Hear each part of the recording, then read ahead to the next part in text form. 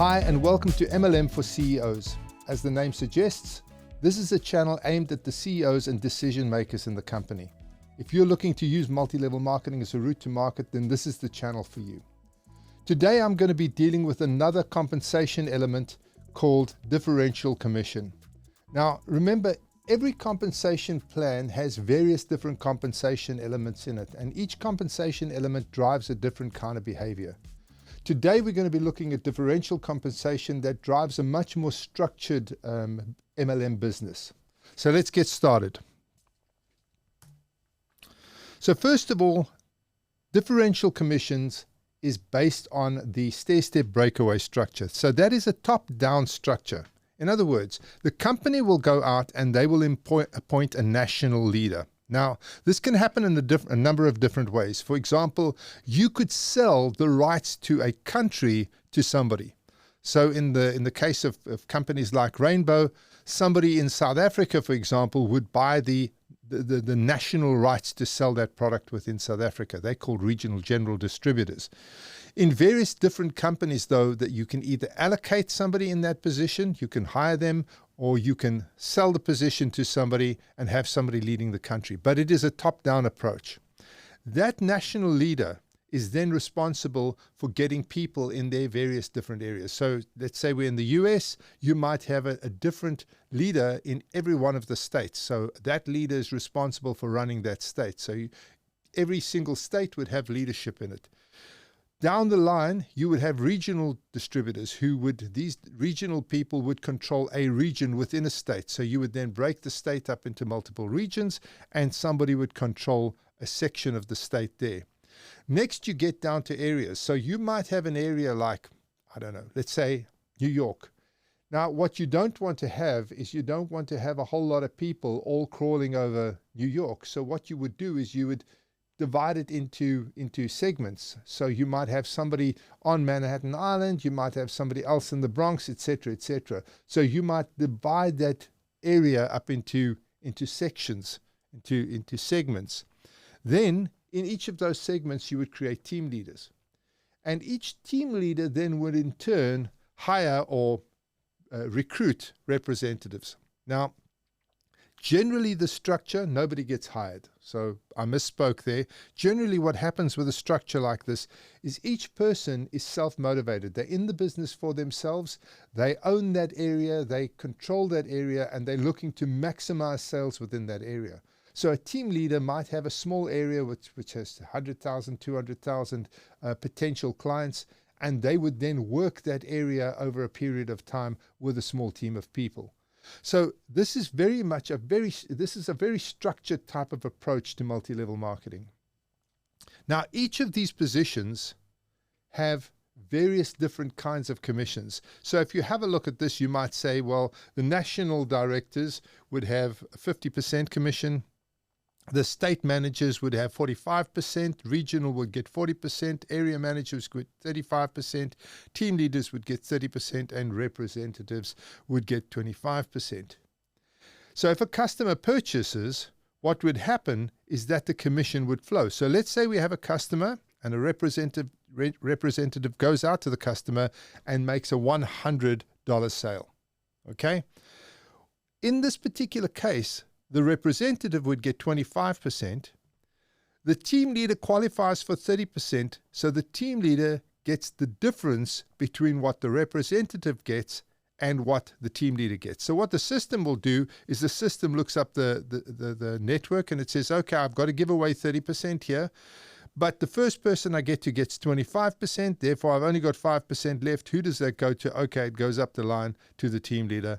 So the representative would make $25 and the team leader would get the difference, the leftover, whatever you want to call it, of $5. So that's why it's called the differential commission. It's because as the system flows up, each person gets the difference between what they are qualifying for, the percentage they qualify for, and the percentage the person below them qualifies for. Now, if that team leader does a personal sale to a customer, which obviously they would be in their rights to do, then what would happen is they would be qualifying for 30% and they would get the entire 30%. Now, there's various different approaches to it. Some companies say if a team leader makes the purchase, then they would only get the 25% retail commission. But generally what happens is they would get whatever they qualify for. So if they qualify for 30%, they would make 30%. Let's take this one level up. Now we've got an area manager involved. So the area manager has a team leader has a representative. The representative makes a $100 sale.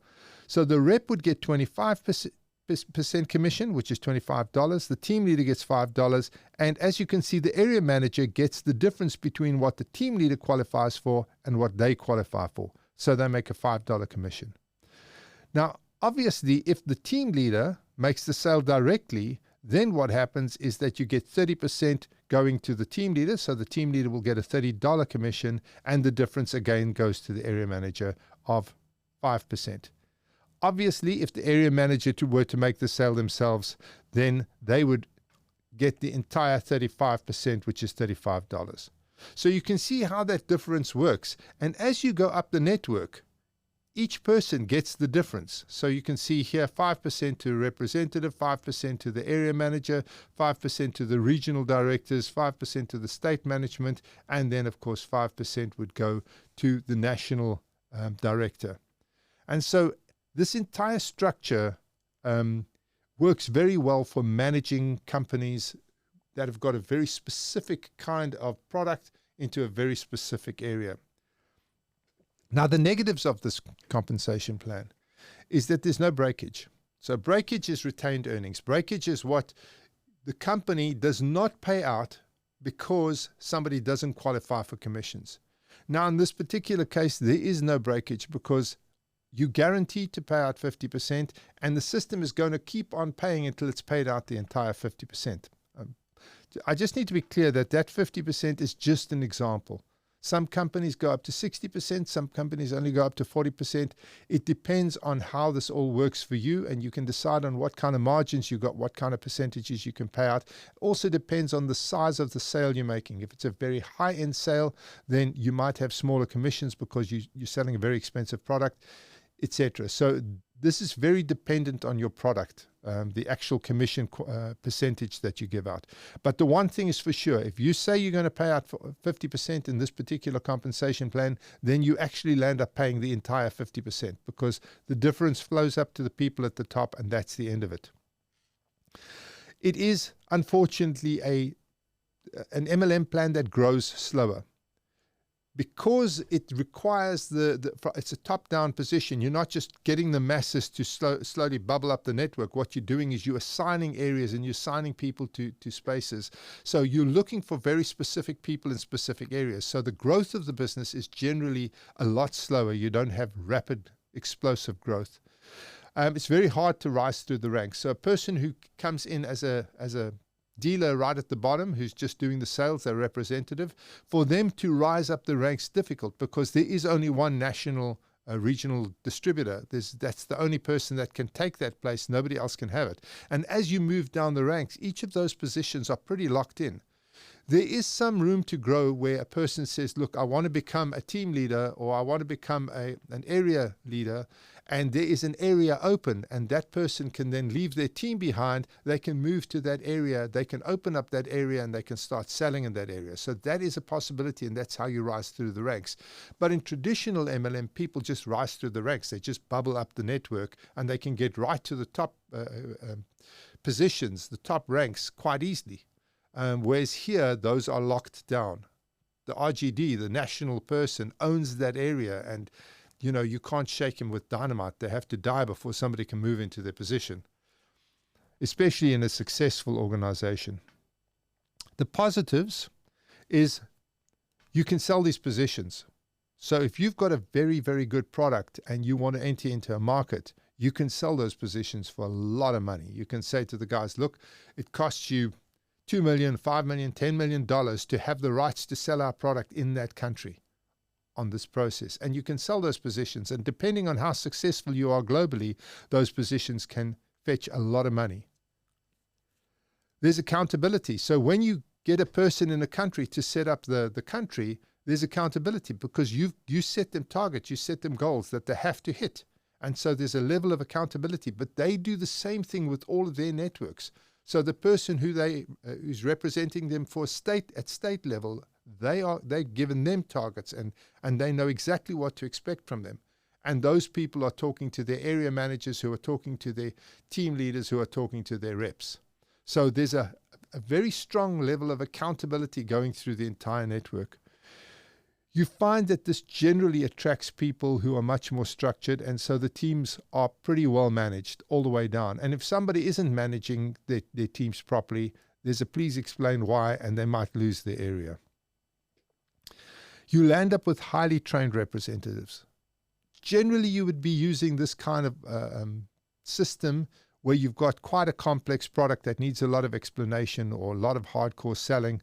And so you normally have very highly trained representatives. So there's very structured approaches to how the sale goes down, and the management of the business, right the way from national, right the way down to your team leaders, are very careful to train people on how to sell the product well. You've got a very motivated sales force because they're getting pulled into meetings every day. They'll have a morning meeting, and then they'll hit the road and they'll go out and they'll find the sales. So this is a very, very good way to keep a sales force motivated. So your retention amongst this kind of business is very high. So there's high retention. And then you can depend on the sales volumes. As your sales volumes grow with this kind of structure, they tend to be very stable, because people are actually depending on this literally to put food on their table and a roof over their head. So they're out there every day plugging away at this. They're doing the sales, they're making the sales. So your volumes are fairly stable within this kind of structure. And of course, motivated sales force, I'm going to say that again, because one of your biggest problems in MLM is how do you keep your people motivated? So it's a key part of our industry. It's a place where everybody struggles, and if you don't have a motivated sales force, you struggle with retention. People just leave your business. So I've said that twice because I think it's very, very important. Now, where would you use this? Well, generally you would use it where the sales process is complex. So if you're selling something like a rainbow vacuum cleaner, that is quite a complex sale. The person has to go in, they've got a structured demonstration they've got to do, they've got to set up 3 to 5 appointments a day, they've got to be doing it in a specific way, they've got to know how to get leads out of each place they go into. So where there's a complex product or a complex demonstration, this kind of plan works really well. Key places that I would see it working, let's say you were selling ADSL services, or you were selling switchboard services, or you were selling some form of telecommunication solution. That kind of process is great. So it's very, very good for complex selling. It's also good where the installations are area bound. So if you were selling products that were, for example, for building, let's say you were selling products to architects, this would be a great way to go, because the person who's seeing the architect, the representative who's actually going to the architects, what you don't want is you don't want 20 people knocking on the same architect's door. So you want to ring fence an area and say, okay, you are going to see these 20 or 30 architects, and they are going to specify the products. So this is an excellent way of doing it if you are actually going out there to really knock on the doors of specific companies, and you don't want the architect or the professional or the builder or whatever to be getting hit by a whole lot of different people trying to get the product in the door. So that's really, really important. And that also controls cross-selling, so that you don't have people trying to undercut each other. Because if somebody's got an area, I can tell you right now, somebody else comes into that area and tries to sell in that area, all hell breaks loose. So you don't land up with cross-selling. You don't land up with people trying to undercut each other or fight with each other over pricing. You've got team management. So you know that there's a person on the ground whose livelihood depends on them managing the teams. And so this is a very, very good comp plan where you need strong team management. So that's it. Obviously, there's a huge amount of detail that still goes into a compensation element like this. The differential commission play, there's complexities in there. There's how do people get promoted? How do people qualify for their incomes? how do you train people? All of that kind of stuff still comes into it. But this gives you a good idea of how that differential commission works. And if you've got a complex product or a complex sales process, this might be the exact commission element that you need to be focusing on within your compensation plan. So I'd like to thank you for joining me today. Remember to hit the like buttons and the bells and subscribe and all of the good stuff. Obviously, we really appreciate the support that you're giving us. And I hope that this information has been helpful today. And I look forward to presenting our next session to you next week. Thanks for joining me. Cheers.